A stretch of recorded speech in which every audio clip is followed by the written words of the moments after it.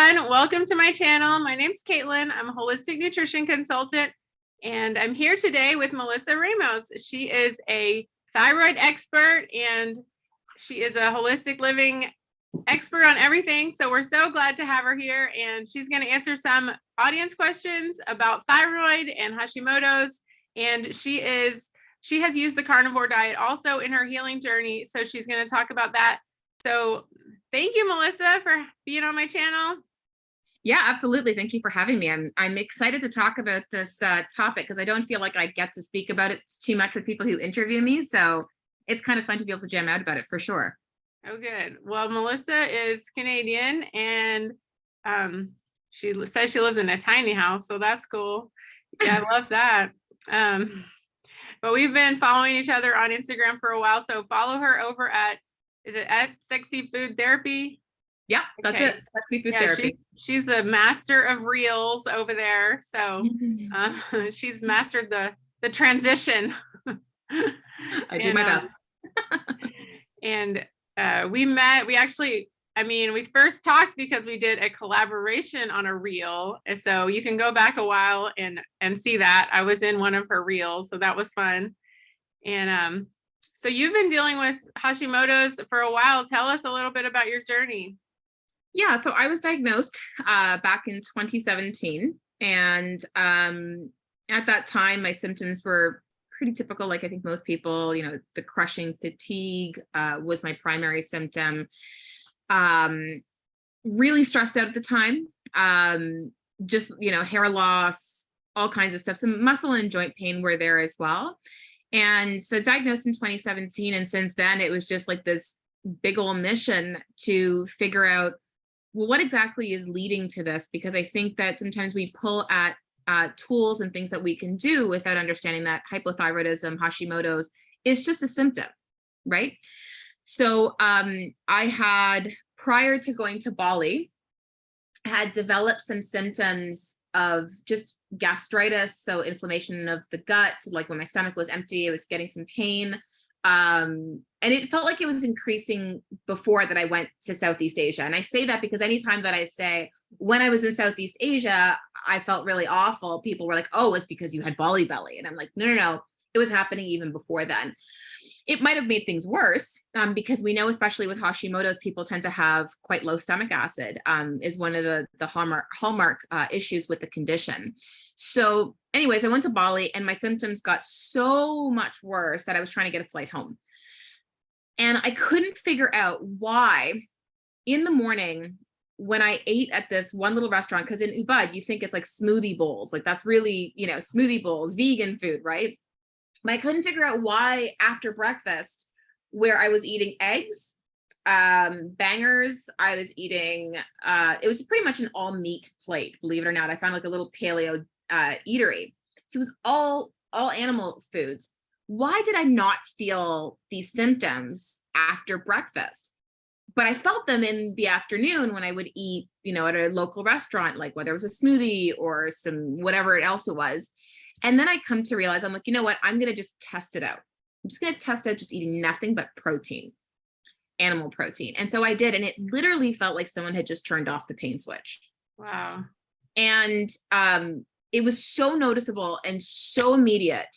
I really do believe that at that time I was struggling with SIBO, small intestinal bacterial overgrowth, because when I would eat about 5, I probably would be reeling in pain within an hour for about 5 hours. And it was like, I can't sit, I can't lay down, I can't stand. It was just awful pain. And so that began my journey with carnivore. So I started eating carnivore and very strict carnivore for probably about a good 6 months. And after the 6-month mark, I started to kind of be more, I guess what you would classify as carnivore-ish. Adding in some like berries, just smaller things like that. And I started to tolerate them quite well. I even tested dairy. Unfortunately, because I'm Canadian, you can't get raw dairy in Canada, which is a bit of a pain.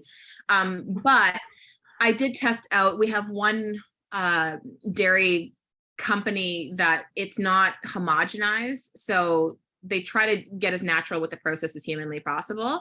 And I would go and check my antibody levels, and they weren't increasing. They continually would drop. So I'm like, okay, this is working. So that was really helpful. But I still, at the same token, was really working on a lot of the causative factors, which I'm always very clear to say causative factors versus root cause. Because I feel like when I say root cause, people are like looking for that one thing that led to their issue, and it just doesn't work that way. So as I was beginning to do that, I started to get even more benefits with my symptoms. So now I think the only symptoms I ever really feel when it comes to Hashimoto's is during fire season, because I live in BC. So when fire season comes on, I definitely get a little bit of thyroid swelling, because when trees burn, they, let out a lot of heavy metals, right? So that's one thing. And if I'm really, really stressed, and again, I live in Canada, like the mandates here are probably some of the worst in the world. So knowing that the stress of wondering, like, am I going to see my dad, before he passes, was tremendously stressful. So those were probably the only other times that I would feel like my symptoms get worse, were generally based on stress or during fire season. And even then I could definitely manage, but all the other symptoms I had, especially like hair loss, it's a thing of the past. That's amazing. Yeah. And yeah, I used to live in San Francisco, and when the fires were going, it was, I would get like a sore throat for like a month. It was crazy. Yeah. And yeah, I don't miss that. And the mandates of, now I live in a red state, so, which is not, whatever, I'm not being political, but there is less regulation around, that. So that was nice to be here during COVID, because we had less restrictions than other people. So, Yeah. and I was glad I wasn't in my tiny apartment in San Francisco and not able to go out. Like, that would be crazy. So, anyway, yeah, now I live in Tennessee. And well, I was wondering, people often say that carnivore is bad for your hormones, or bad for thyroid, bad for Hashimoto's. And why do they say that? And why is that true or not true?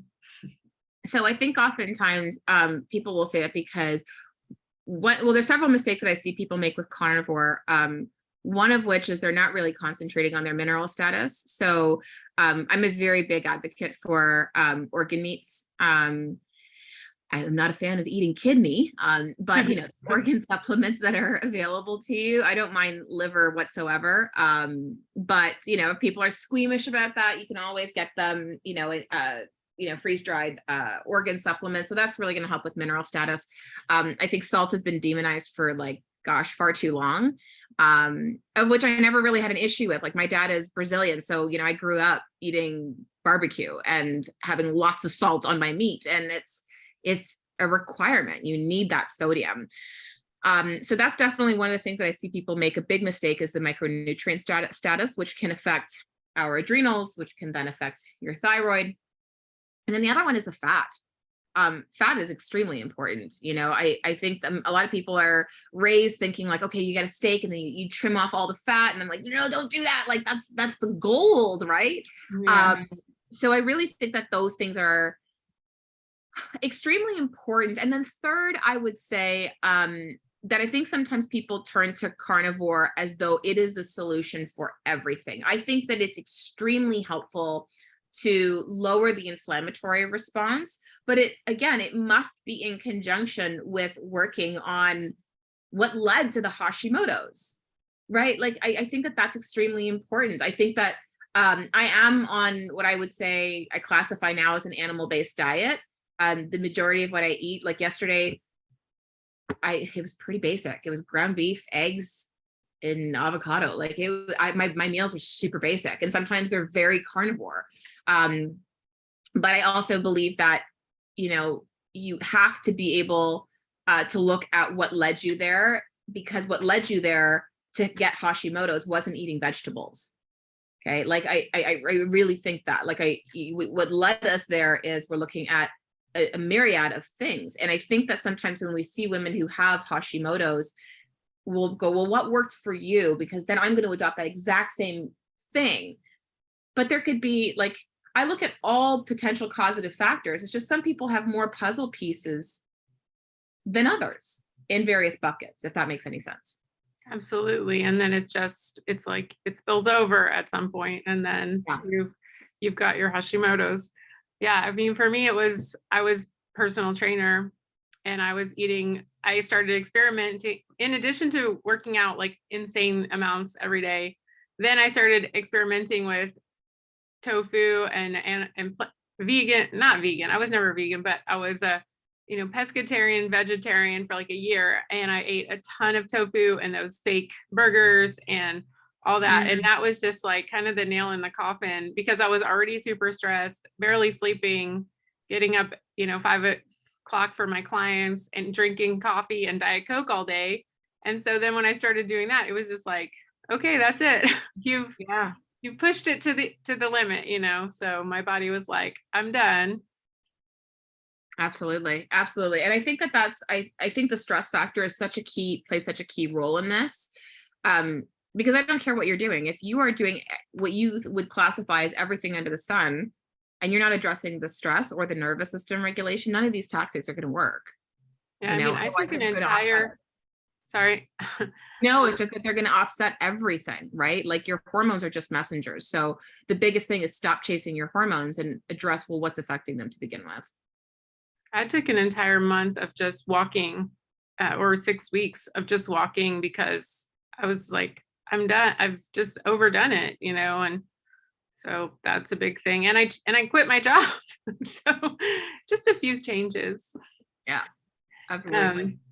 And so let's do the questions from Instagram. So someone says, I have thyroid nodules, just started carnivore. I want to go holistic. Okay. So thyroid nodules, I had a thyroid nodule that was growing to a point where they were like, oh, it's going to be biopsied for cancer. I wasn't worried so much about the cancer. I was worried more about the biopsy, because it's an extremely long needle, which is very, very uncomfortable. Now, I really believe with thyroid nodules, you have to address several things. Number one, you got to reduce the inflammation. So carnivore can be very, very helpful. When I was even strict carnivore, my thyroid nodules continually still grew. This isn't to say that was because of the carnivore. I knew inherently that everything I was doing was perfect across the board, but I had to really work on the stress and the trauma underneath it. So my suggestion for something like that would be definitely implement either cold plunging or cold showers directly on your thyroid. I was doing that twice a day, religiously, and no, an ice pack will not substitute this, because I've tried this method. People are like, okay, just do an ice pack. No, either you cold plunge, which I think is easier than cold showers, or get that cold shower and let it, go on your thyroid twice a day, for as long as you can stand it. And number two, breath work. I'm a huge advocate for a book by the name of from Michael Brown. The title is called The Presence Process, or if you're American, Process. So he doesn't call it breath work. He calls it conscious connected breathing, I believe. But the book is called The Presence Process. And I did 10 weeks of that. You do 15 minutes of breath work in the morning and in the evening. And what breath work does when you're doing that deep diaphragmatic breathing is it's moving the lymphatic system. And when you move the lymphatic system, which 2/3 of it are by your neck, which, hello, that's where your thyroid is. It helps to also move trauma, because a lot of your trauma is stored in your lymphatic system. So I would have moments where I would be ugly crying and have absolutely no idea why, and not realizing that I'm moving this lymphatic system quite a bit. And my whole purpose and intention walking into that process was, what is the emotional energy behind my thyroid? What do I need to learn from there? So fast forward, I go in for an ultrasound, and the doctor looked at me and he goes, I don't know what you did, but all of the nodules you have on one side are completely gone. And on the other side, it has that one that was growing, that was supposed to be biopsied, has reduced by half. Wow. So I really believe that you could be doing carnivore, you could be doing resting, all the things that you think that you're like, I'm doing it all. I am a huge advocate for those two methods for helping to reduce nodules, but it must be obviously in conjunction with like the diet, the rest as though, your life depends on it, because it does. It's amazing. And I know you're a big fan of red light. Yes, I am a huge fan of red light therapy. I also added that to my regime for my nodules. You do have to make sure that you're implementing the near infrared. The near infrared, you have to get no more than 2 inches away from your thyroid, because that's where it really helps to penetrate the deepest. So I would be doing about 15 minutes twice a day on your thyroid. Oh, wow. It's interesting. I mean, I had already told you this, that I got my antibodies down under 30 for the first time, earlier this summer or spring. And they gave me a Juve, and I was actually holding it right here under my chin like this, just not even every day, like 3 or 4 times a week. And it only goes for 10 minutes and then it turns itself off. So Yeah.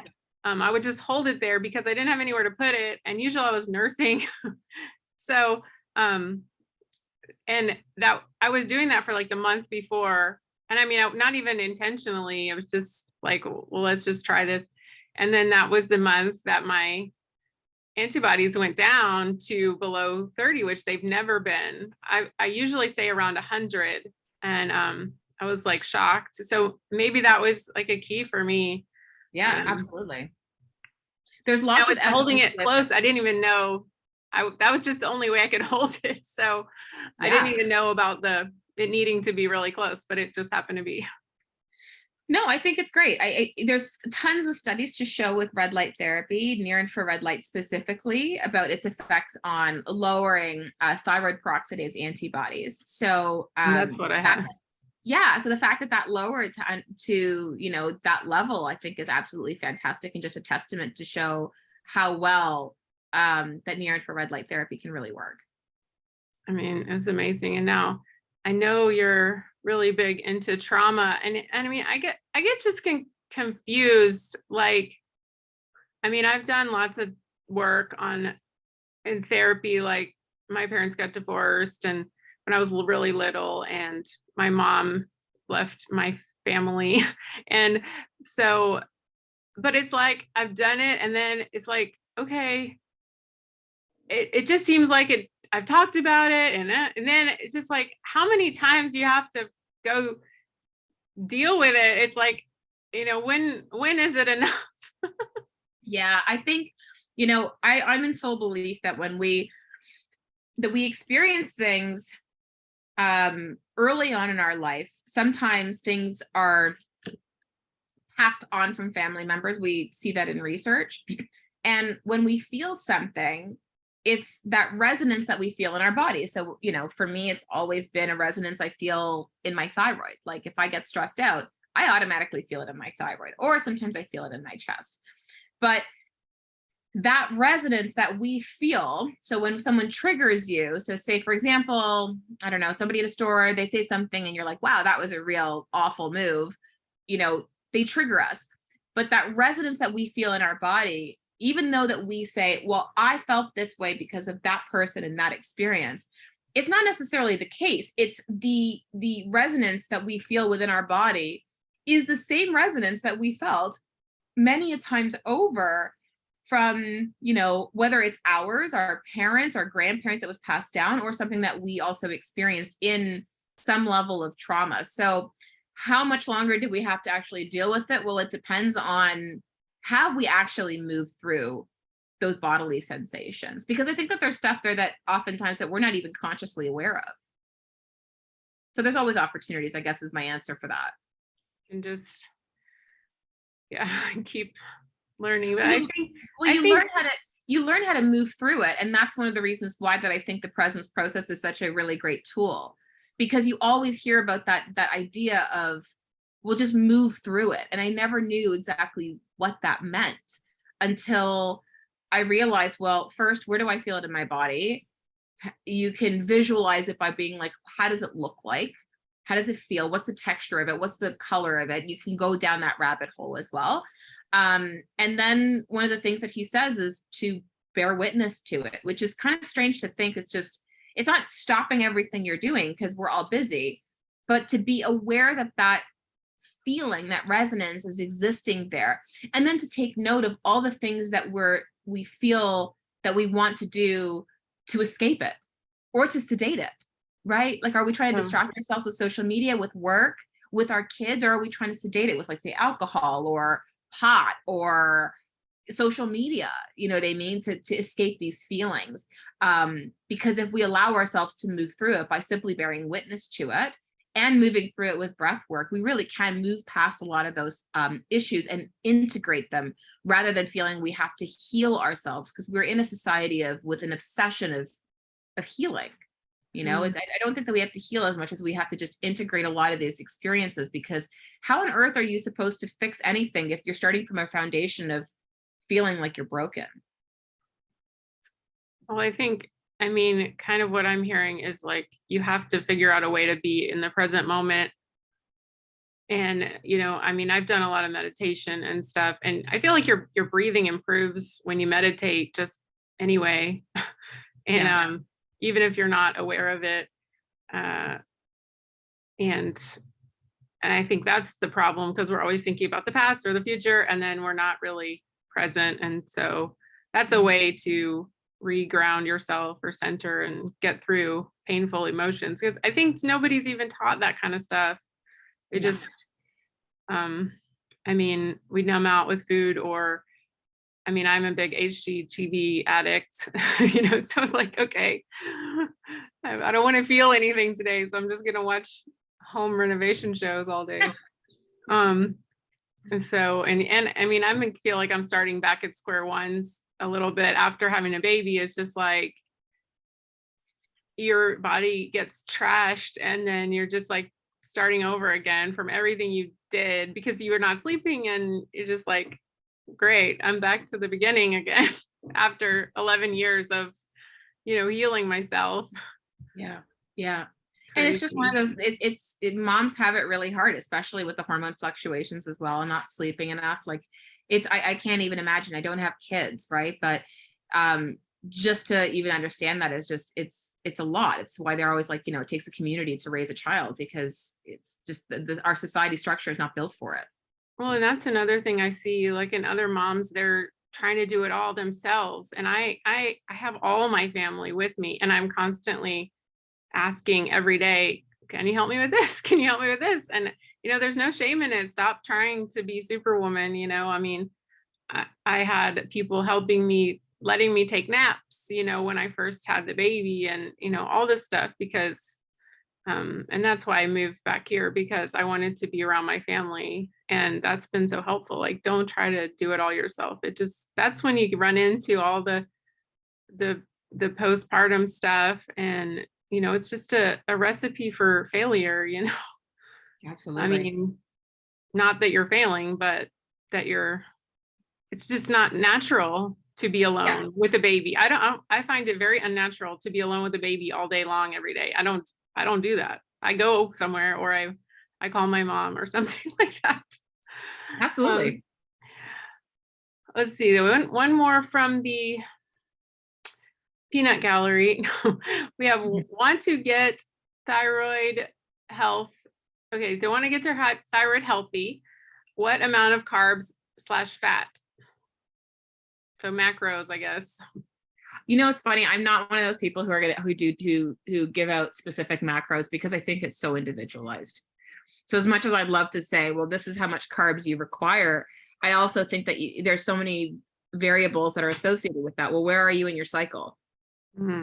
Right? Like, I am a big fan of cycling certain things. I do think that especially before our period, you know, our fat increases, our fat should be increasing a little bit, because your blood sugar has a tendency to get dysregulated in the second half of your cycle. I do eat some carbohydrates, so I'm not full carnivore by any stretch. I'm animal based. So that is my opinion with it. Like, it's hard to be able to give an idea of that, because I think that you should be cycling in those types of carbs, because I think some people can go full carnivore and thrive really well with it. But I think that sometimes these things are very individualized, and we have to look at, are you still menstruating? You know, what kind of workouts are you doing? Also can greatly factor into that. So if you're lifting really heavy, you're probably going to require a different dietary regime than somebody who's not lifting at all and just walking, right? So it's really going to depend on the individual. Yeah, and I think that, I mean, that's what the great thing about carnivore is. You can identify things. Like I've been able to figure out, okay, I can eat an avocado. There are certain vegetables that I can eat, or the more like fruits, I can eat a cucumber, I can eat a zucchini. Yeah. I don't need to every day, but if I want to, I can, or I can tolerate berries too, somewhat, unless I start making them into, treats or something, and or making smoothies or something. And then, oh my gosh, these dings, and there's so many. Anyway, the main thing is, I think, yeah, listening to your body, but carnivore is a great way to start, but then you kind of refine it and figure out your individual tolerance. And, I think there's something ignored in carnivore is the emotional component. Like food is social, it's cultural. Yeah. And, if I'm on vacation, I want to eat more things in community with my family, or with, just because I'm in, let's say, Italy, I might try something, I'm not going to tell you I'm never going to eat XYZ when I'm on vacation, because I try to stay gluten-free all the time, but I just feel like missing those things. If you're in, like you said, Bali, eat a good Thai curry, because your heart needs that, don't just, then you can always go back. That's the great thing. When I go back to carnivore, I know I can lose the weight that maybe the puffiness or whatever that I gained in a week vacation or something like that. Whereas before, I didn't really have a tool for that. It was just constant inflammation over inflammation. I did paleo for years and keto for years, and it all helped, but because I was eating, a lot of foods that were really bad, like nuts and lots of cruciferous. Yeah. For my gut was like, sandpaper. And so figuring out those things really helped. Absolutely. Now, one thing that's really big down here, and I'm sure it is over on the West Coast, is diet culture. And, feeling like maybe even doing something like an elimination diet is some sort of like a diet that you're injuring yourself in some way, or degrading yourself, or demeaning yourself, or something. I can't even put it into words. But what do you think about that idea? I think that you have to look at the emotional underpinning of, like, why are you doing it? Right? I think sometimes people look at, I'm going to change my diet, I'm going to go to keto, I'm going to go to paleo, I'm going to go to carnivore, and it's going to fix all my problems. I'm going to get a red light device, it's going to fix all my problems. But what's the intention, really, truly the intention behind it? Number one. Number two, that diet that you're going on, food alone is not going to heal you. It's just not. It can greatly help. Like I said, when I was in Bali, it turned off the pain switch. I would have paid millions for that, especially with the amount of pain that I was in. It helped me greatly. It helped to lower my antibodies. Carnivore at that time in my life, honestly, was a saving grace. But is it the be and end all for all the problems? No, you have to be able to address everything else. Diet culture is no different, right? Like, you do a diet, cool. Then what happens afterwards?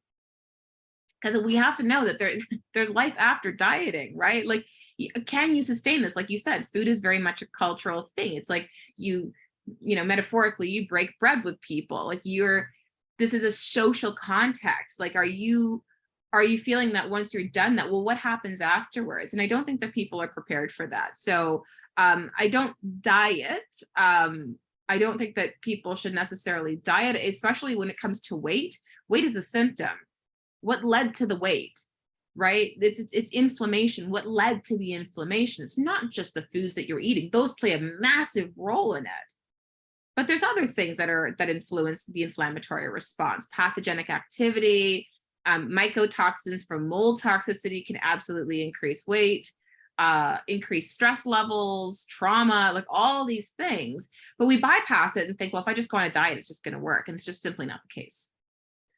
Absolutely. And I think people approach carnivore as a low calorie or low fat diet, and then they're back right back where they started. Maybe they're just, and it's like, it's not that. I mean, my motivation was always to avoid further autoimmune diseases, because I'd heard so many people say they get 3, 4, 5, and I so far only have one.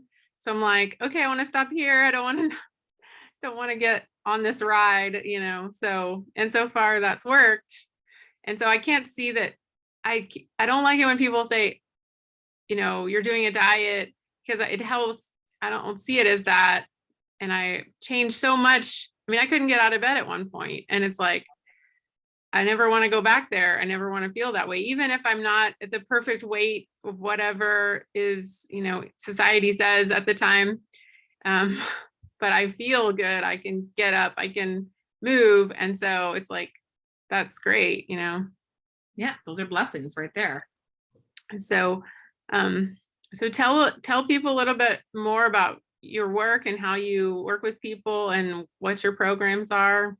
Yeah, so my business is called Sexy Food Therapy. My background is in functional nutrition and Chinese medicine. I actually am an acupuncturist, but I can't legally call myself that because I'm no longer with the board since going online. It just obviously doesn't make any sense.